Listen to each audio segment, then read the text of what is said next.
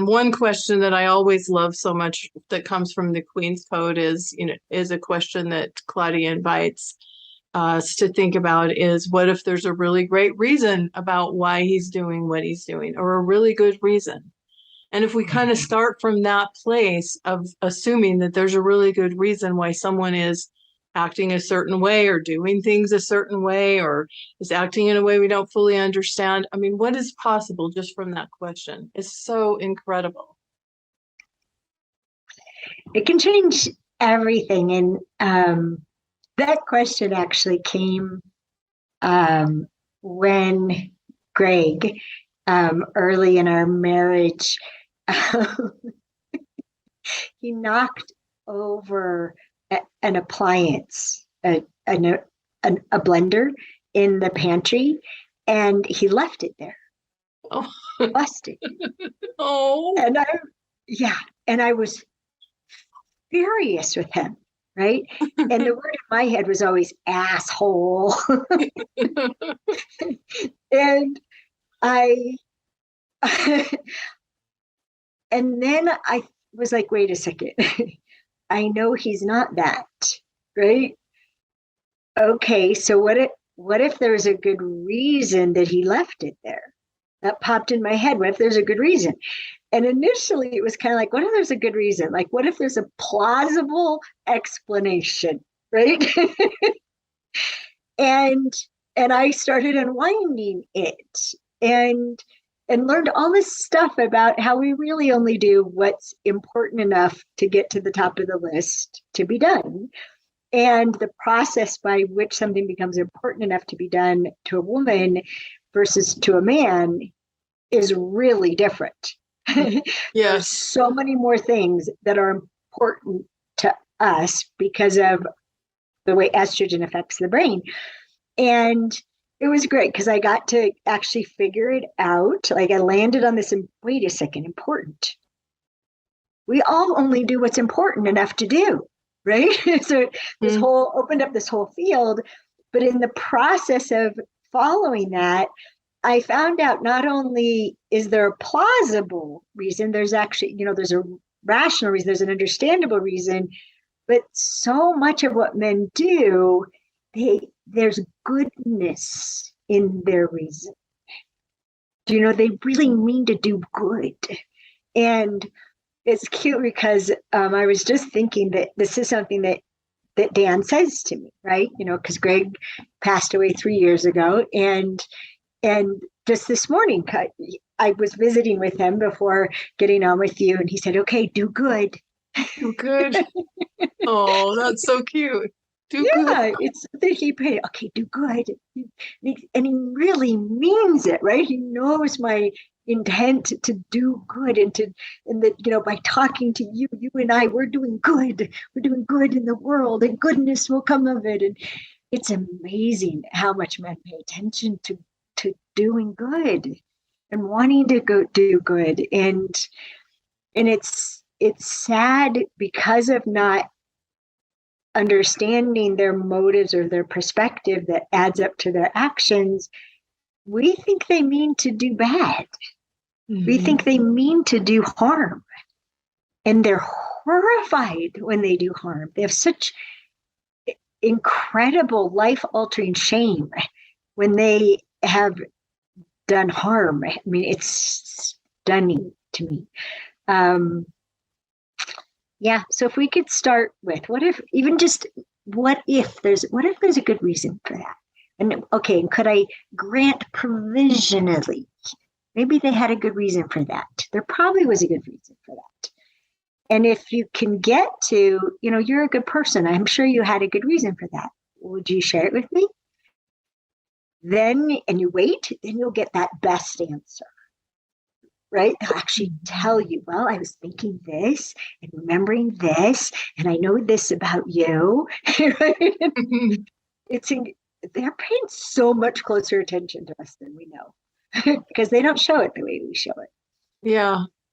Well, and we're kind of approaching things from a curiosity place when we're opening up that conversation. rather than from a place of judgment and assumption, which you already mentioned. And I think assumptions are one of the biggest relationship killers ever when we're making assumptions and making assumptions about someone's motives and or where they're coming from. And I do think that the vast majority of men out there have great intentions. Well, and at the end of the book, we talk about see, I've included myself in the class. We talk about. I love you're sitting at the table. I am. I feel like I'm sitting at the table through these classes.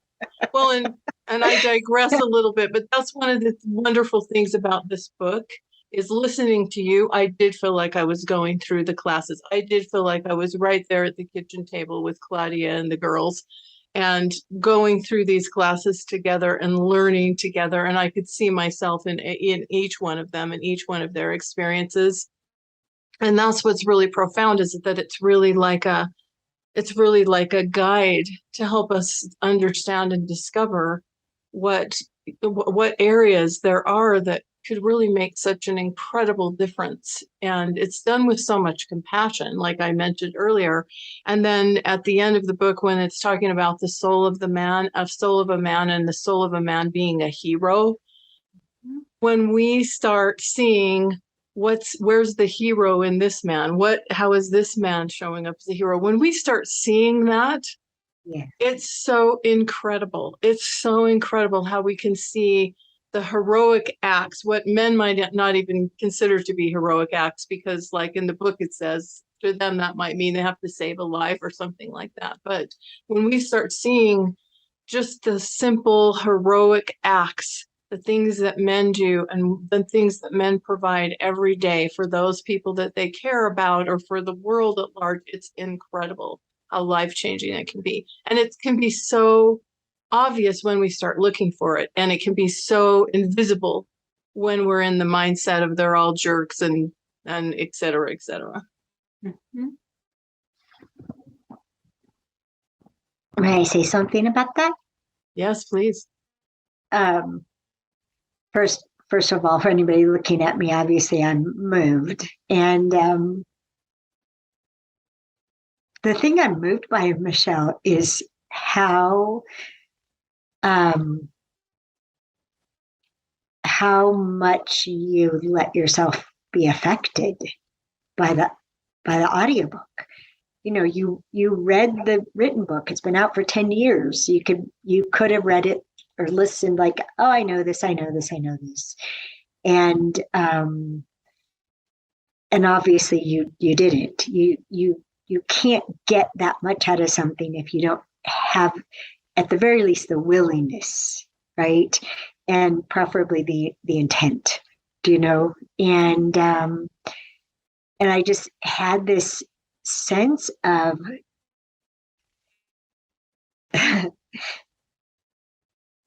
if people keep listening the way that you did, I could stop talking. Like I could die, and I would have done what I was put here for. And we published it originally in 2012 on the internet, and it was in 70 countries within 3 weeks. And I realized, like, it can't ever be suppressed. The way that we published it, this can't ever be suppressed, ever. Even that people buying the ebook from the Queen's Code site, that they could print it out for themselves and print, right? Like we didn't seek to protect it in the way that is normal in the world of publishing, and you're supposed to collect every dollar. So I just loved listening to you and the things that you got in your pages and pages of notes. And the thing that you said about sitting at the table, the experience, it started with Keys to the Kingdom, which I knew wasn't the book, right? It was the prequel. It was what I could write at the time. And when I sat down to write it, the movie began, which was shocking to me. And then preparing to write the Queen's Code, I couldn't count on the movie was going to start again, right? I had to, so I, did chapter summaries and all these kind of things, and then sat down and the movie started, and I abandoned the whole plan and just typed the movie. And since we published it in 2012, I've checked in with from time to time, and it's as if the people at the table, it's as if they just exist. They exist in this other dimension, and I can check in and I go, okay, so what's happening with you guys?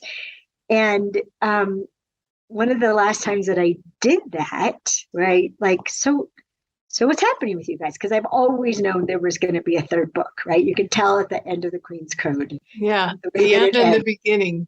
Exactly. It's just, and so I always knew it wouldn't all fit, right?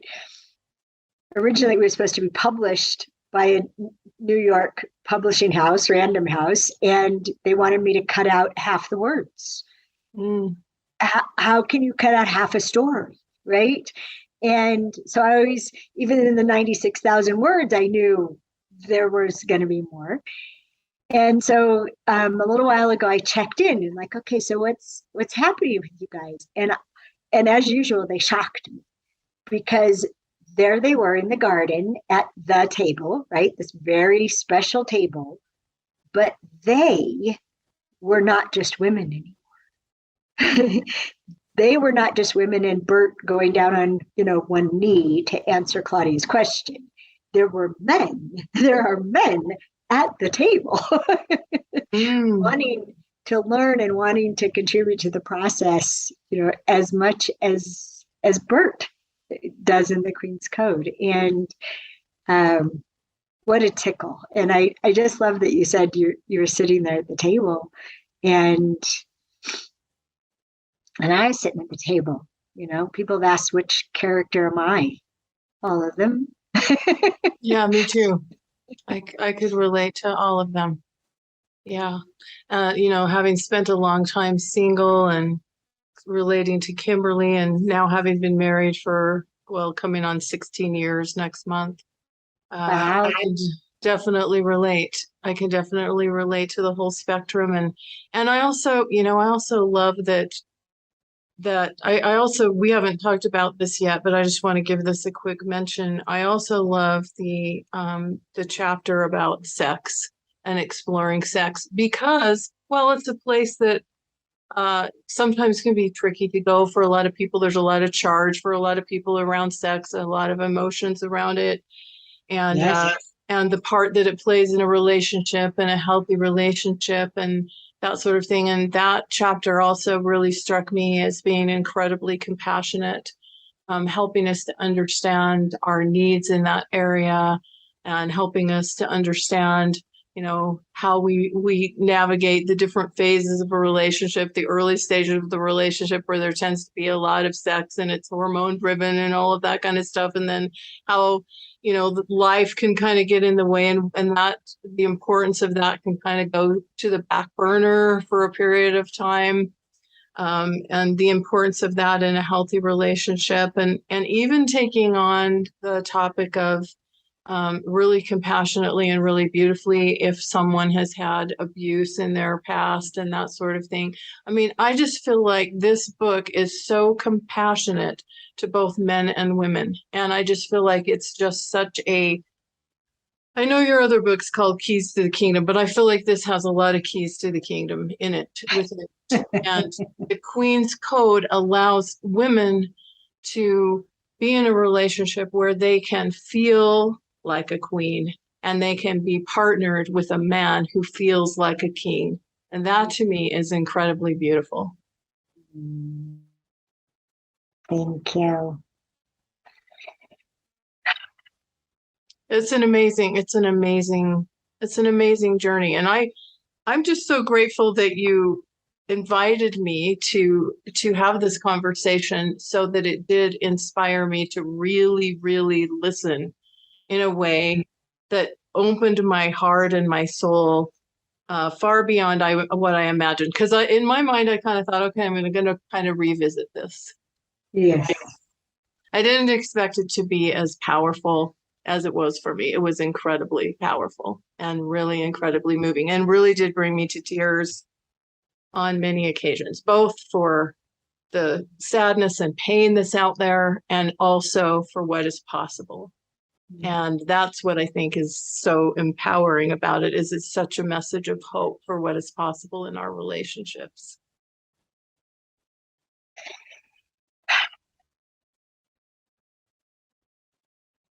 Because of the way that it came through, right? As this movie I watched and typed as fast as I could. When I was recording the audiobook, it had the same effect on me. I mean, I'd have to stop and do retakes because I was laughing too hard. Like Kimberly's remark of, and I don't even have a horse. Right. Or when Jack almost falls out of his chair, and or Claudia, going on 80 years old, going, you might jumpstart me. Yeah, exactly. And like, oh my. And then there were other times I had to stop, and we even took a break in the recording studio because I was sobbing, just like heart-wrenching sobs. And it's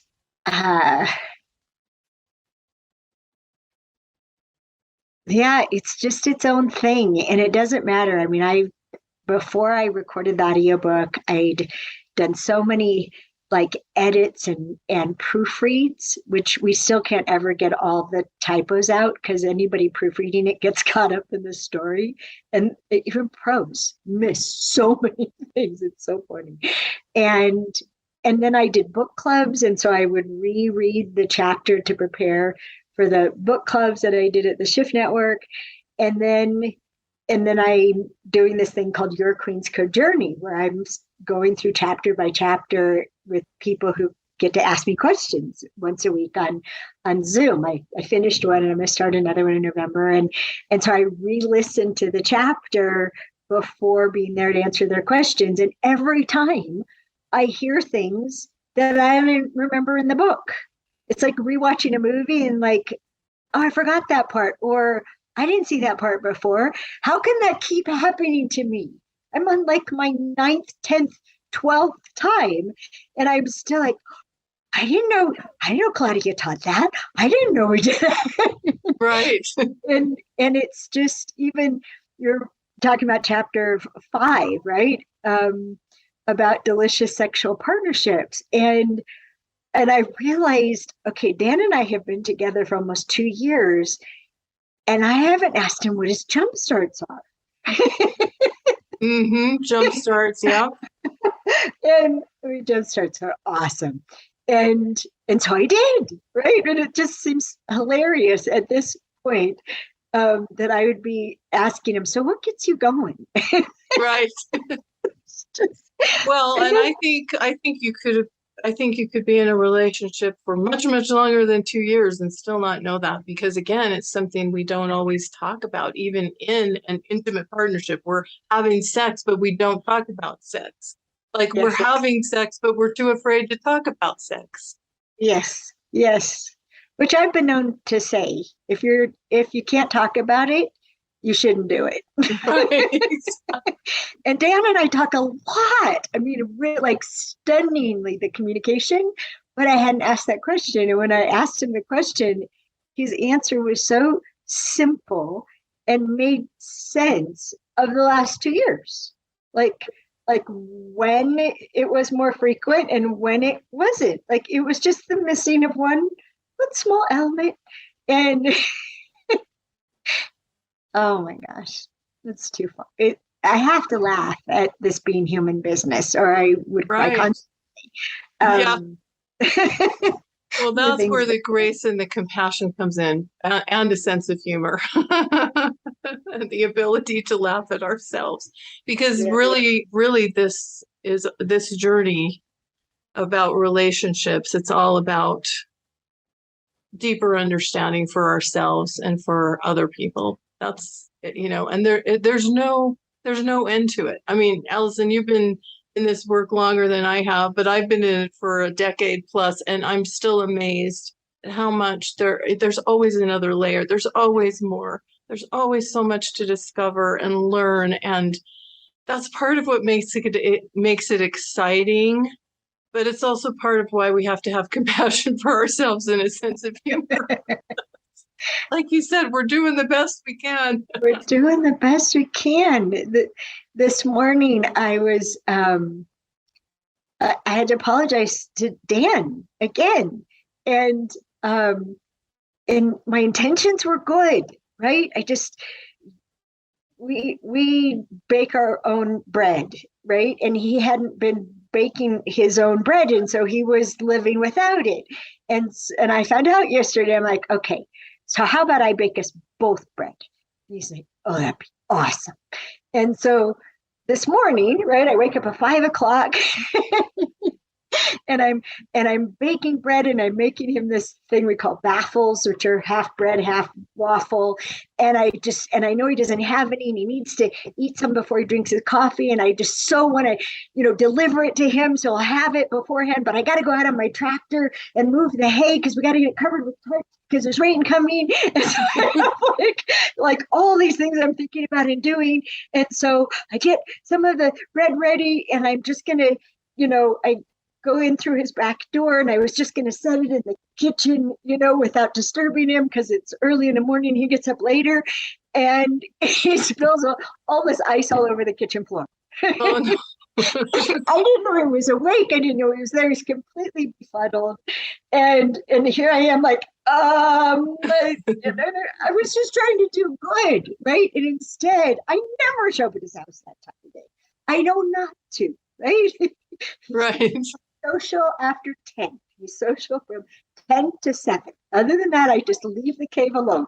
And oh my gosh, and then I'm like moving 750 pounds of hay at one time, not each time. And I'm like just self-recrimination. Like, oh, I can't believe I did that. I completely threw it off his game. I didn't, no. And I'm like, Alison, you're only human. How about you forgive yourself? And then, you can apologize to him. And I did. I sent him his text, I'm so sorry I disturbed you. I didn't mean to. I just meant to contribute. And could we connect later properly? And God bless him. The text I get back is, you're the best. Oh, that's so sweet. You're the best.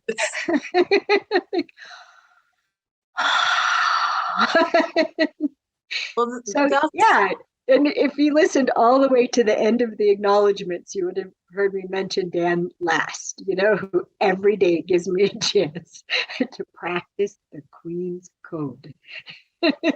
Yeah, and that's another thing that I've found, at least to be true with the men that I've had experience with, is most men are also very quick to forgive. Oh my gosh. Most of them don't hold a grudge. Most of them don't keep the score, keep the points. My husband, he's so good that way. I'll apologize to him for something, and he's like, it's already gone. It's already forgotten. And he means it. He means it. He's let it go. Yeah. And so that's something I've observed in the men I've had the experience of dealing with in that way, that they're really, really quick to let go of something. And I think we women in general could use a big self-compassion. Well, we do that thing that comes, with our ovaries of thinking that a man did it for the reasons we would have. And the reasons are intolerable, that he doesn't love me enough to have done what I would have done, or he doesn't care enough about me, or he doesn't respect me enough. Right? We get really angry. And they don't project that onto us. They're hurt, but they don't project the why onto us. They're just more willing to be mystified and kind of bummed, right? And if we just own it, right? Instead of excusing it, like, well, if you had only done such and such, then I wouldn't have had to do that, right? That's Mm-hmm. that's not going to get what you're talking about. But when we just own it, they really don't even want to spend energy hanging on to stuff. It's a waste of energy to them. Right. And it's another beautiful thing about them. Mm-hmm. Yeah, it's not very energy efficient. And they're built to be energy efficient. Mm-hmm. They're definitely built that way, which is why to them there's no point in stating the obvious, which is why we have to be patient and listen if we want to really understand them, because to them they're obvious. They think they're so simple. Michelle, there's so many times that I sat on airplanes and men have been, have asked me, something about, so what do you do? And, I say, well, I've been studying men since 1991. And I've had more than one man say to me, are you slow? Because we're slow? simple. Yeah. He's like, they're not so simple. Yeah, they say, because we're simple. And then I like, really, you're simple. You're walking resolution of paradoxes. Every man you meet, you're deciding.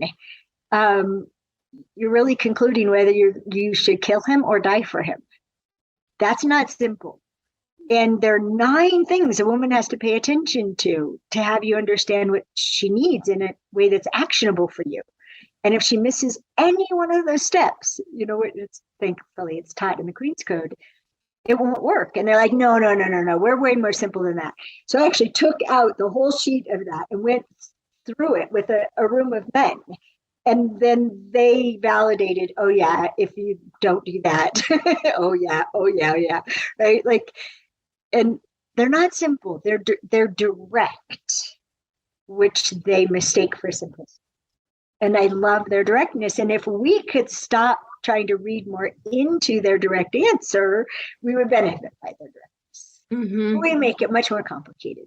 Well, we do, because if a man does something we don't understand and we interpret it that he doesn't care or he doesn't respect us or that he doesn't love us, then we have to come up with the reason. Talks about this in the Queen's Code. We have to come up with the reason in our mind as to why he did all this. And then we think we're not enough of this or we're too much of that. We think there's something we have to change about ourselves. It's a whole pattern. And we learn and discover things about ourselves and about men, and really how we both can get more of our wants and needs fulfilled in a loving way in the Queen's Code. It's amazing. It's a gift. Michelle, thank you for teaching it so well. I'm really just so moved by how you recreated. Yeah, I'm so moved by it. Thank you.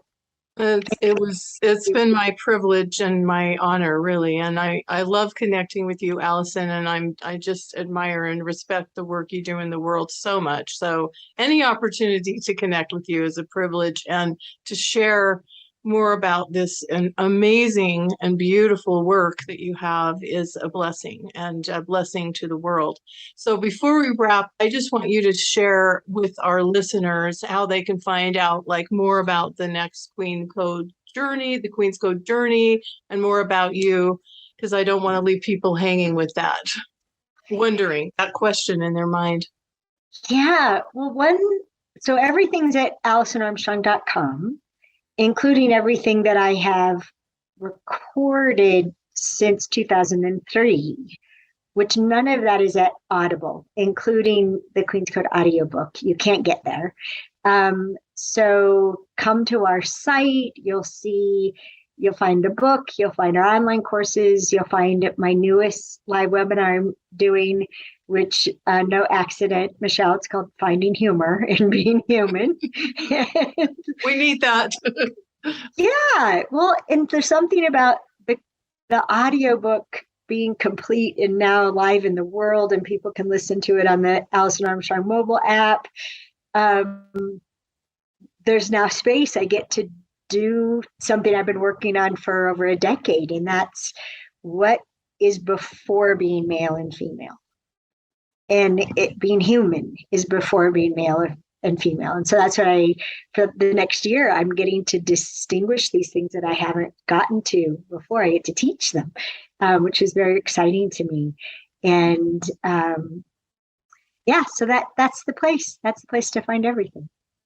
Yeah, and I know on your website you also have some free resources, so people that are just starting, and then you can get on Alison's email list, and so you can be notified when she's doing new workshops and has new offerings. And I know Alison's work has been incredibly powerful and helpful for me, and I've been able to share her work in other events that I've done, and now with this journey with the Queen's Code. And really, it's an honor and a privilege. And I thank you, Alison, too, for the opportunity and the privilege. And really, I loved being at the table with the ladies in the Queen's Code on this journey. It was amazing.